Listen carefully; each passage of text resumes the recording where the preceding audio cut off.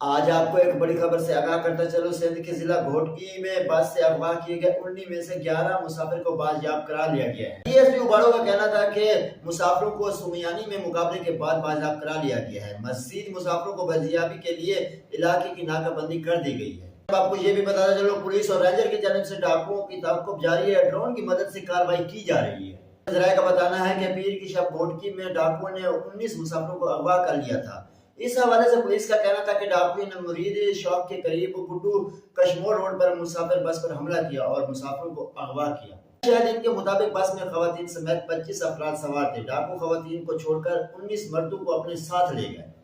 Police کے مطابق ڈاکوؤں نے فائرنگ بھی کی، جس سے بس کے شیشے بھی ٹوٹ گئے۔ مسافر بس صادقہ آباد سے کوئٹہ جا رہی تھی اور دوسری جانب مسافروں کے اغوا کے بعد پولیس اور رینجر کو ڈاکوؤں کے تعاقب میں روانہ کیا گیا ہے۔